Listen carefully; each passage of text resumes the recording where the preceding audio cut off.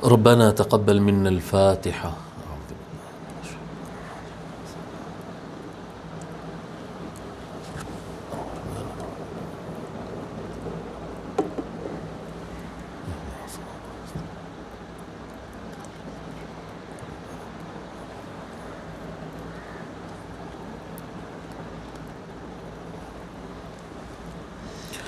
أوصل اللهم ثواب ما تلونا من القرآن الكريم إلى روح النبي صلى الله عليه وآله وسلم وإلى أرواح جميع أهل بيته الكرام، خاصة سيدنا المولى علي والسيدة فاطمة والإمام حسن والإمام حسين عليهم السلام أجمعين.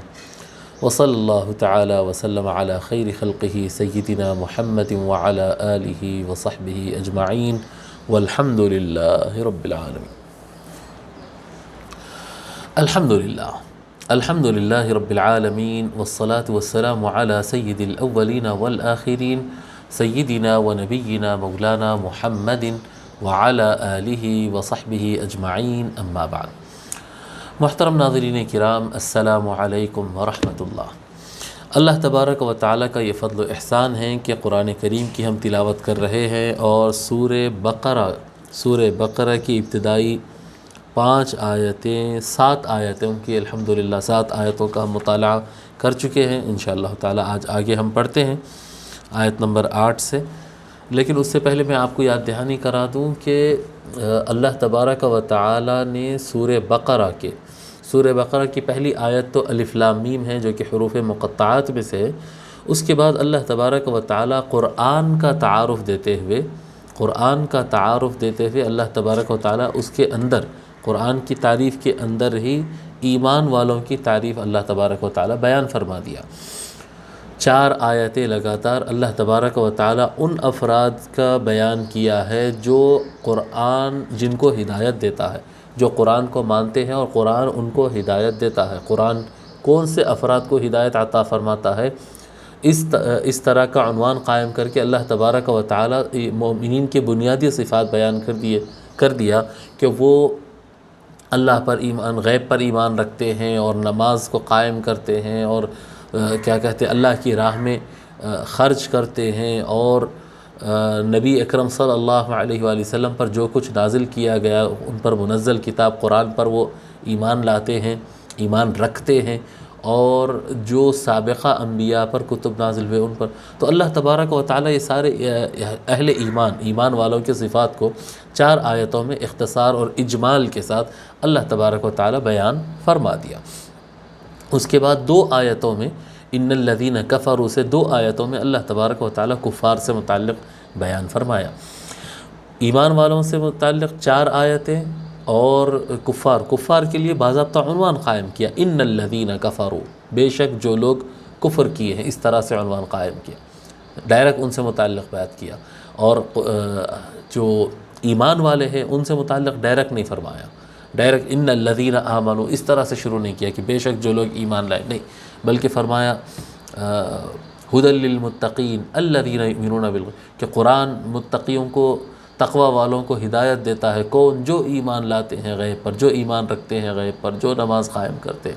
تو اہل ایمان کا تعارف اللہ تبارک و تعالیٰ قرآن کریم کی چادر میں لپیٹ کر دیا، یعنی کور جو ہے اس کو یہ سایہ اور سرپرستی قرآن کی رکھی. قرآن کی بیان کی سرپرستی میں وہ یعنی ایک مومن کا انٹروڈکشن اللہ تبارک و تعالیٰ بذریعہ قرآن کیا، کہ مومن کا تعارف ہی وہ دیا ہے جس کو ہدایت ملتی ہے قرآن سے. اس طرح سے اللہ تبارک و تعالیٰ قرآن کے تعارف کے اندر ایمان والوں کا تعارف دیا، کفار کا ڈائریکٹ تعارف دے دیا. اس کے بعد اب جو بیان شروع ہو رہا ہے آج، وہ بیان ہے منافقین سے متعلق. اور یہ منافقین سے متعلق یہ جو بیان ہے یہ کنٹینیو 13 آیتیں آ رہی ہے منافقین سے متعلق. اس کی وجہ کیا ہے؟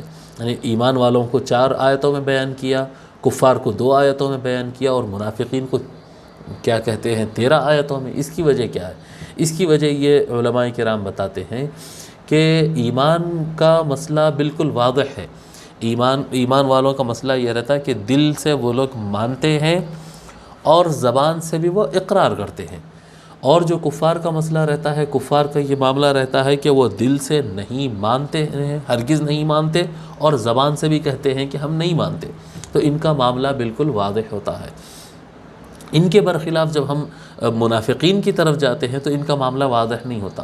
یہ دل سے تو مانتے نہیں ہیں لیکن زبان سے مانتے کہتے ہیں، یہ زبان سے مانتے کہتے ہیں، تو یہ ان کو پہچاننا مشکل ہو جاتا ہے۔ ان کی سکونت جو ہے دنیا کے اندر، ان کا رہنا اٹھنا بیٹھنا، ان کا شمار، ان کی کاؤنٹنگ، ان کی گنتی جو ہے مسلمانوں میں ہوتی ہے۔ ان کے لیے سارے وہی احکام ہیں جو مسلمانوں کے لیے ہے۔ دنیا کے اندر آپ کسی کو منافق کہہ کے ایک الگ طبقہ نہیں مان سکتے، وہ مسلمانوں کا ہی حصہ ہوگا۔ جس کو منافق کہا جاتا ہے اس کو مسلمانوں کا ہی حصہ ماننا پڑے گا۔ وہ ہمارے صفوں میں آ کر نماز پڑھیں گے، وہ ہمارے ساتھ روزے رکھیں گے، وہ ہمارے ساتھ حج کریں گے۔ تو منافق کی الگ سے کوئی پہچان اس زمین پر ہونے والی نہیں۔ نفاق تو عمل قلب ہے، منافقت دل میں ہے۔ ہم کسی کو گارنٹی سے یہ نہیں کہہ سکتے کہ یہ منافق ہے، ہم اس کے دل کے اندر جھانک کر نہیں دیکھ سکتے۔ ہاں، منافقوں کی علامتیں ہیں جو کہ اب قرآن کریم ہم پڑھیں گے تو اس کے اندر منافقوں کی علامتیں، ان کی بنیادیں وغیرہ یہ بھی ہم کو پتہ چلیں گی۔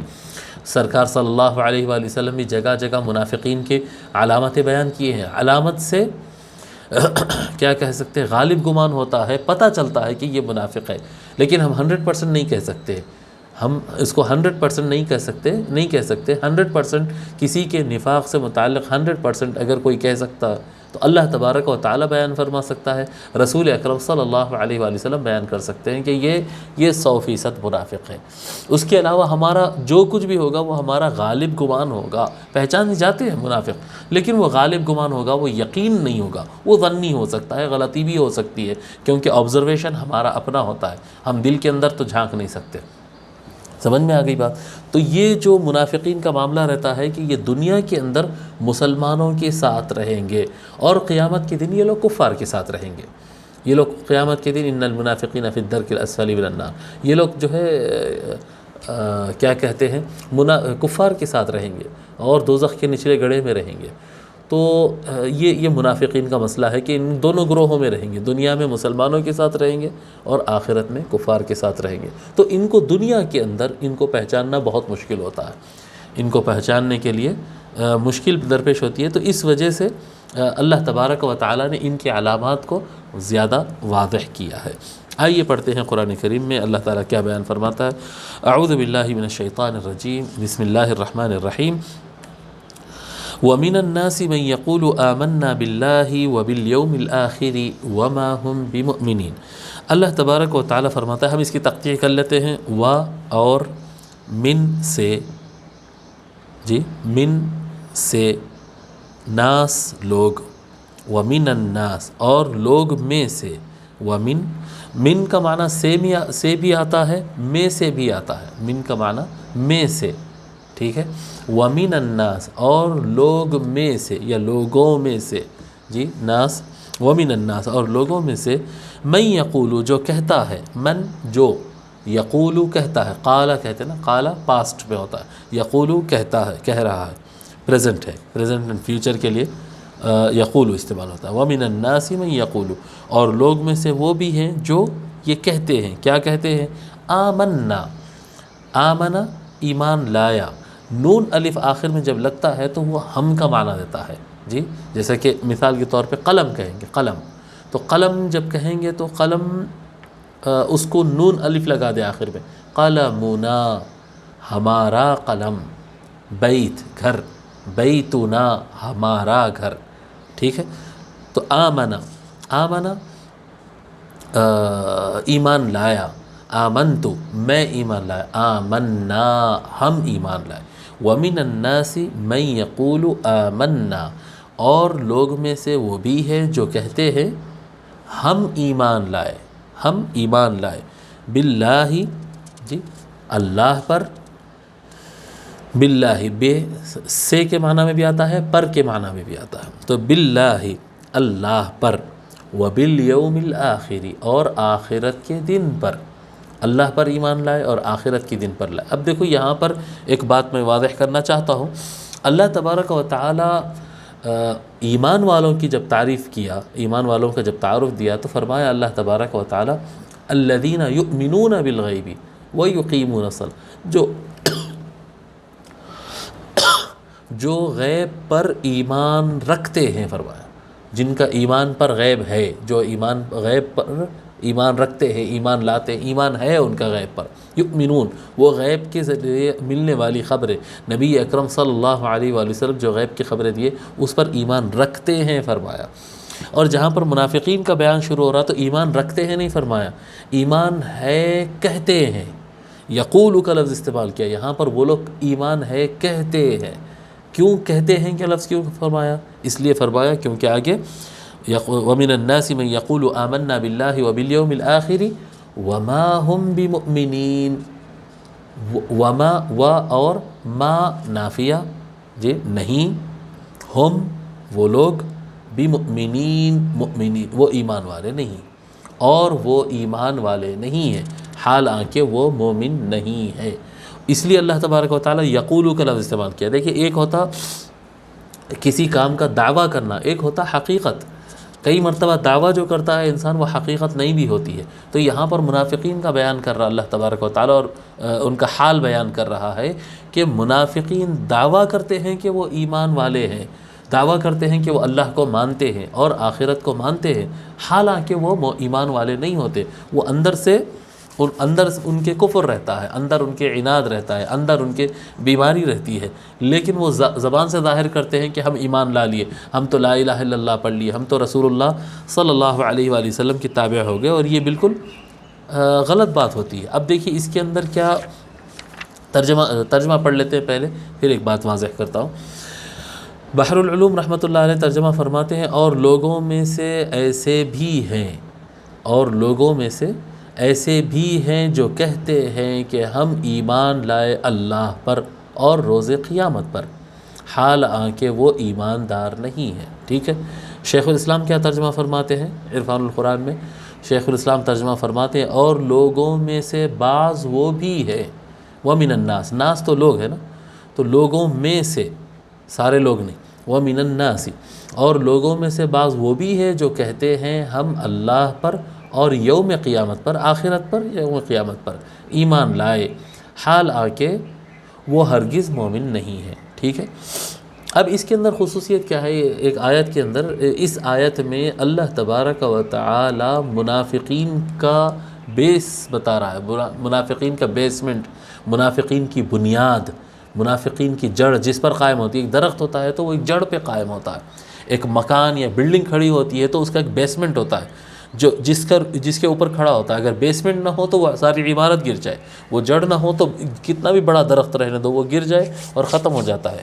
کہ یہ نفاق کی ان کی جو بلڈنگ کھڑی ہوتی ہے، یہ منافقت کی جو عمارت کھڑی ہوتی ہے، کس چیز پر کھڑی ہوتی ہے؟ تو فرمایا یہاں پر جھوٹ پر کھڑی ہوتی ہے۔ کس طرح سے؟ وہ کہتے ہیں کہ ہم ایمان والے ہیں، ہم اللہ پر ایمان رکھتے ہیں، وہ کہتے ہیں اپنی زبان سے، لیکن نہیں، وہ ایمان والے نہیں ہیں۔ تو اندر ایمان نہیں ہے لیکن باہر دعویٰ ہے، اوپر سے جو ہے دعویٰ رہتا ہے کہ ہم اسلام کی وفادار ہیں، لیکن اندر سے وہ وفادار نہیں ہوتے ہیں۔ اوپر سے وہ محبت اور یقین دلاتے ہیں، اندر سے جو ہے ان کے پاس محبت نہیں ہوتی، وہ قابل بھروسہ نہیں ہوتے۔ تو نفاق کی بنیاد اللہ تبارک و تعالی جھوٹ کو بیان فرمایا۔ نفاق کی جو بنیاد ہے وہ جھوٹ ہے، جھوٹ کے اوپر ہی جو ہے منافقت کی عمارت کھڑی ہوتی ہے۔ الکذب اساس النفاق۔ ٹھیک ہے، مسلمان، پھر حضرت بحر العلوم رحمۃ اللہ علیہ بیان فرماتے ہیں کہ مسلمان کئی قسم کے ہوتے ہیں، کئی قسم کے۔ اچھا، یہ جو جھوٹ کی بات آئی ہے، یعنی ساتھ ساتھ میں یعنی استدلال کے طور پر اور حدیث سے اس کو قوت بخشنے کے لیے حضور اکرم صلی اللہ علیہ وآلہ وسلم ایک مرتبہ منافقت کے علامات بتائے ہیں کہ نفاق کی علامتیں کیا ہوتی ہے منافقت کی۔ تو آقا صلی اللہ علیہ وآلہ وسلم، ویسے تو منافقت کی بہت ساری علامتیں سرکار بھی بیان کی ہیں، قرآن کریم میں بھی بہت سارے علامتیں ہیں، لیکن خصوصیت سے یہ بیان کرنا چاہ رہا ہوں کہ سب سے زیادہ اہمیت اور سب سے پہلے کس کو بیان فرمائے؟ آقا صلی اللہ علیہ وآلہ وسلم فرمائے آیت المنافق ثلاث، اذا حدث کذب، اذا حدث کذب، واذا وعد اخلف، واذا اؤتمن خان۔ کیا فرما رہے ہیں؟ منافق کی تین علامتیں ہیں، آیت المنافقی ثلاث، اذا حدث کذب، جب وہ بات کرتا ہے، جب کچھ بولتا ہے تو وہ جھوٹ کہہ دیتا ہے، جھوٹ کہہ دیتا ہے۔ وَإِذَا وَعَدَ أَخْلَفَ، اور جب وہ وعدہ کرتا ہے تو وعدہ خلافی کرتا ہے۔ وَإِذَا اؤْتُمِنَ خَانَ، اور جب اس کے پاس امانت رکھی جاتی ہے تو وہ امانت میں خیانت کر دیتا ہے، امانت میں وہ خیانت کرتا ہے، وعدہ خلافی کرتا ہے اور جھوٹ بولتا ہے۔ ان تینوں چیزوں کے اندر اللہ کے رسول صلی اللہ علیہ وآلہ وسلم سب سے پہلے جھوٹ کو بیان کیے، سب سے پہلے منافق کی علامت، یعنی منافق کی پہلی علامت یہ ہے کہ وہ جھوٹ بولتا ہے۔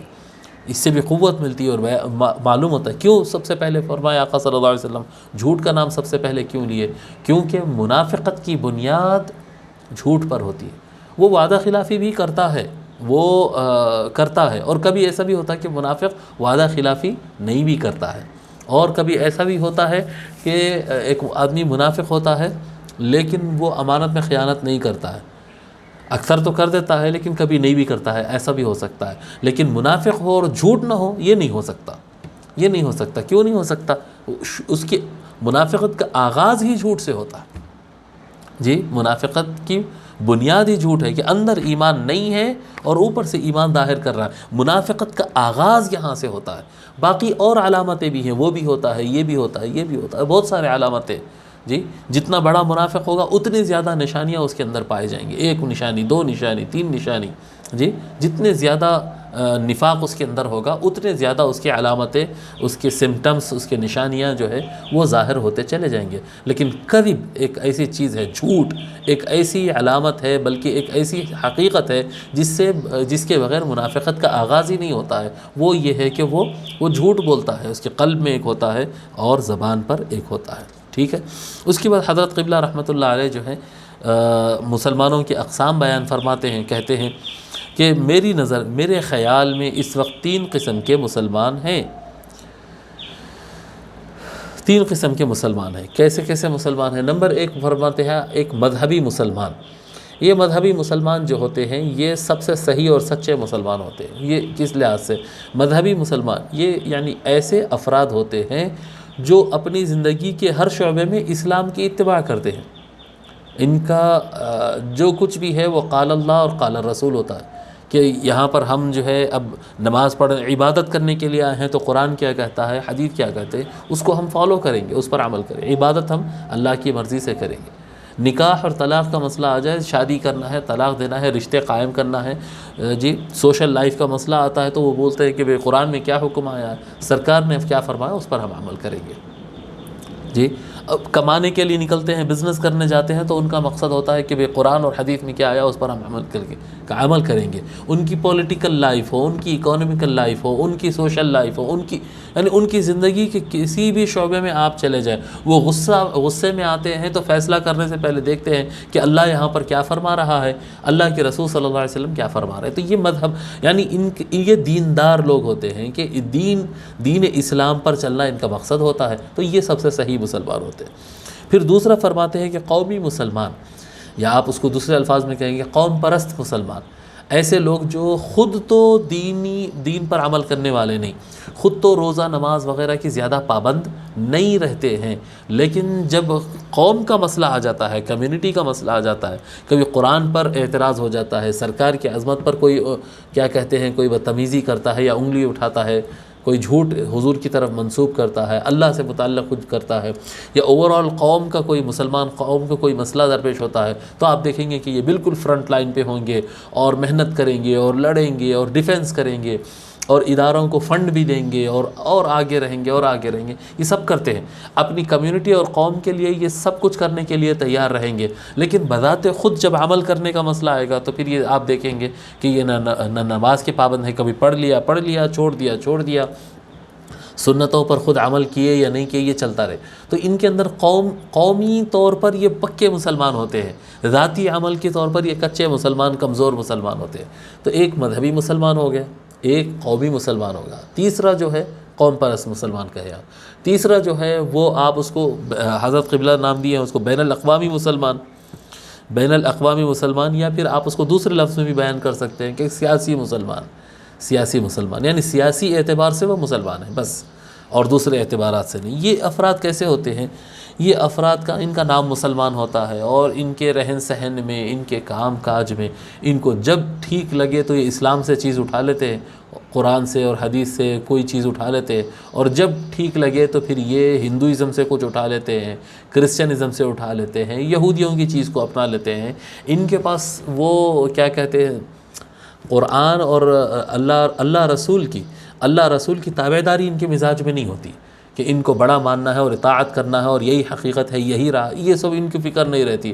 ہاں اسلام کی یہ چیز اچھی ہے، بس اس پر عمل کر لیے، ہاں انگریزوں کی یہ چیز بڑی اچھی ہے، اس پر عمل کر لیے، ہاں یہ ہندوؤں کی چیز اچھی ہے، جی یہ وید میں آیا ہے، یہ ان کے دماغ کا بھرا زیادہ ہوتا ہے کہ بھئی میرے کو جو صحیح، میرے لیے جو کمفرٹ ہے، مجھے جو ٹھیک لگے، مجھے جو اپنانا ہے میں اپناؤں گا، اور اپنی عقل کو اور اپنی سوچ کو سب سے اونچا سمجھتے ہیں، ہر طرف سے لیتے ہیں۔ پوچھے تو بتاتے ہیں کہ میں مسلمان ہوں، اگر آپ سوال کریں ان سے تو وہ کہیں گے کہ میں مسلمان ہوں، لیکن کردار کے حساب سے وہ کسی ایک مذہب کے بھی وہ نہیں ہوتے ہیں، وہ جدھر چاہے جب چاہے پلٹ جاتے ہیں، اور ان کا کوئی ایمان مضبوط ہوتا ہے، نہ یقین مضبوط ہوتا ہے، اور کبھی کمیونٹی کے مسائل آ گئے، قوم کا مسئلہ بھی اگر آ جائے تو وہ پھر وہ زبان نہیں کھولیں گے، وہ نہ اپنی جان کی قربانی دیں گے، نہ مال کی قربانی دیں گے، نہ الفاظ کی قربانی دیں گے، نہ وقت کی قربانی دیں گے، جی بس وہ ایک لفظ کہیں گے، ہاں کیا کہتے ہیں، جہالت تمہارے اندر ہے، غلطیاں تمہاری ہے، تم بھگتو،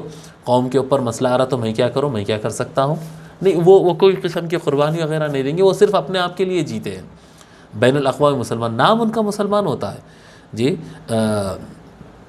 بحر العلوم رحمۃ اللہ علیہ بھی اپنی کتابوں میں اصول اسلام میں بھی ذکر کیے ہیں، اور تفسیر صدیقی میں بھی غالباً یہ بات ملے گی۔ بحر العلوم رحمۃ اللہ علیہ بھی لکھے ہیں، اور شیخ الاسلام امام انوار اللہ فاروقی رحمۃ اللہ علیہ، بانی جامع نظامیہ جو ہے، شیخ الاسلام طاہر القادری صاحب کی بات نہیں کر رہا ہوں میں، شیخ الاسلام آج سے ایک صدی قبل، پچھلے صدی میں امام انوار اللہ فاروقی رحمۃ اللہ علیہ، جو کہ جامع نظامیہ حیدرآباد کے بانی بھی ہے، ہمارے پردادا استاد ہوتے، تو امام انوار اللہ فاروقی رحمۃ اللہ علیہ بھی جو ہے اپنی کتاب میں بعض افراد کا ایسا تذکرہ کیے کہ فرمائے کہ یہ مردم شماری کے لیے تو مسلمان ہے، یہ مردم شماری ہوتی ہے نا، کہ جب ووٹنگ لسٹ تیار ہوتی ہے الیکشن وغیرہ کے لیے، کہ بھئی کس علاقے میں کون کتنی آبادی رہتی ہے، تو ان کا نام مسلمانوں کی لسٹ میں آ جاتا ہے کہ یہ علاقے میں اتنے مسلمان ہیں، یہ نام کیا ان کا ریلیجن کیا ہے، ان کا مذہب کیا ہے، تو ان کا مذہب اسلام ہے۔ اس طرح سے مردم شماری میں مسلم پرسنٹیج میں ان کا نام ضرور آ جاتا ہے کہ بھئی اتنے مسلمان یہاں پر رہتے ہیں، اس طرح سے، اور باقی کردار اور سپورٹ اور اپنی زندگی کے معمولات وغیرہ کسی لحاظ سے وہ مسلمان ہوتے نہیں، مگر نام مسلمانوں کا ہوتا تو مسلمانوں کے لسٹ میں یہ لوگ ضرور آ جاتے ہیں، مسلمانوں کی لسٹ میں آ جاتے۔ لسٹ رکھنے اور پرسنٹیج بڑھانے کے لیے، مردم شماری کے لیے ان کے نام مسلمانوں میں رکھنا ٹھیک ہے، اس کے علاوہ ان سے مسلمانوں کو کوئی فائدہ ہے نہ خود وہ اسلام سے فائدہ اٹھانے والے ہیں۔ تو یہ تین قسم کے لوگ ہوتے ہیں، اس کو حضرت جو ہے یہاں پر بیان فرماتے ہیں کہ تین کیٹیگریز کے لوگ ہوتے ہیں، اور ہر زمانے میں رہے ہیں اس طرح کے لوگ، ہر زمانے میں مسلمانوں کے درمیان یہ رہے ہیں۔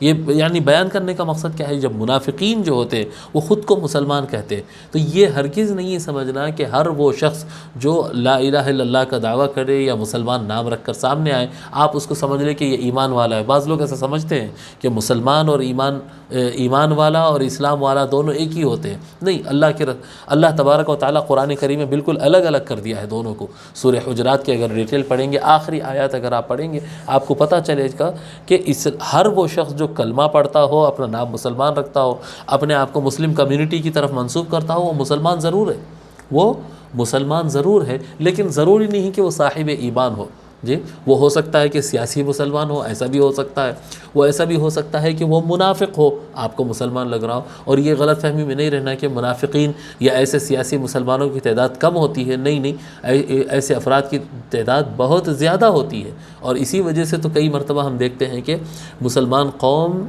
اللہ کے ماننے والے، قرآن کے اور سرکار کے ماننے والے ہوتے ہوئے بھی کئی جگہ پسپا ہو جاتے ہیں، کمزور پڑ جاتے ہیں، بیکورڈ کلاسز میں چلے جاتے ہیں اور پیچھے ہو جاتے ہیں۔ وجہ کیا رہتی ہے؟ کیا اگر سب کے اندر ایمان کی کیفیت رہے تو کیا ایسا پیچھے ہو سکتے ہیں؟ ہرگز نہیں ہو سکتے۔ وہ ایمانی کیفیت نہیں ہو کہ منافقین کی تعداد بڑھ جانے اور سیاسی مسلمانوں کی تعداد بڑھ جانے کی وجہ سے مسلم کمیونٹی کمزور ہو جاتی ہے۔ ایز اے قوم ایک قوم کے طور پر، ایک امت کے طور پر مسلمان کمزور ہو جاتے ہیں۔ تو اللہ تبارک و تعالیٰ پہلی آیت میں یہ بالکل واضح فرما دیا کہ وہ ایمان کا دعویٰ کرتے ہیں اور وہ دعوے میں اپنے جھوٹے ہیں، حقیقت میں وہ ایمان والے نہیں ہوتے ہیں۔ تو ان کے نفاق کی بنیاد اللہ تبارک و تعالیٰ پہلی آیت میں بیان فرما دیا۔ اس کے بعد بیان فرماتا ہے یخادعون اللہ والذین آمنوا وما یخدعون الا انفسهم وما یشعرون۔ یخادعون، وہ دھوکہ دیتے ہیں، فریب بازی کرتے ہیں، وہ دھوکہ دیتے ہیں۔ خدع یخدع کہتے ہیں دھوکہ دینا، دھوکہ دینا، ٹھیک ہے۔ اللہ حضرت امام نصفی رحمۃ اللہ علیہ، امام نصفی رحمۃ اللہ علیہ فرماتے ہیں خداع کس کو کہتے ہیں؟ ومن الناس من یقول یخادعون اللہ، جو چیز حقیقت ہے اس کے علاوہ ظاہر کرنا۔ الخداع اظہار غیر ما فی النفس، دھوکہ کس کو کہتے ہیں؟ خداع کہتے ہیں جو اندر جو چیز ہے اس کے علاوہ ظاہر کرنا۔ یعنی کسی مال میں جو دھوکہ دینے والے لوگ ہوتے ہیں نا، پیسوں میں، پیسوں کا دھوکہ دینے والے جو افراد رہتے ہیں، ان کا ارادہ رہتا ہے یہ مال ہڑپ لینے کا، لیکن وہ لوگ ظاہر کرتے ہیں کہ ہم آپ کو کما کر دیں گے۔ تو جو من میں ہے اس کے علاوہ ظاہر کرنا، یہ جھوٹ کی اقسام، دھوکہ جھوٹ کی اقسام میں سے ایک قسم ہے۔ جھوٹ اور وائڈ ہے، جھوٹ بہت بڑی حصہ ہے، یہ ایک حصہ ہے اس کا۔ تو دھوکے میں ہوتا کیا ہے کہ جو من میں ہوتا ہے، جو ارادہ ہوتا ہے، جو نیت ہوتی ہے، اس کے علاوہ کوئی چیز کو بیان کیا جاتا، اس کے علاوہ دوسری بات کو بیان کرنا، اس کو خداع کہتے ہیں۔ تو یخادعون اللہ، وہ اللہ تعالیٰ کو دھوکہ دیتے ہیں، دھوکہ دینا چاہتے ہیں، دھوکہ دیتے ہیں ان کی ذہن میں، یعنی ان کی سوچ کے حساب سے ہم اللہ کو دھوکہ دے رہے ہیں۔ تو یخادعون اللہ، جی یخادعون اللہ، وہ اللہ تعالیٰ کو دھوکہ دیتے ہیں۔ اس کی ہم تشریح کریں گے۔ والذین آمنوا، اور وہ ایمان والوں کو، وہ اللہ کو دھوکہ دیتے ہیں اور ایمان والوں کو دھوکہ دیتے ہیں۔ اب سوال یہ پیدا ہوتا ہے فوراً کہ اللہ کو دھوکہ کیسے دیا جاتا ہے؟ تو تقریباً سارے مفسرین اس کے بارے میں لکھے یخادعون اللہ سے مراد یخادعون رسول اللہ ہے۔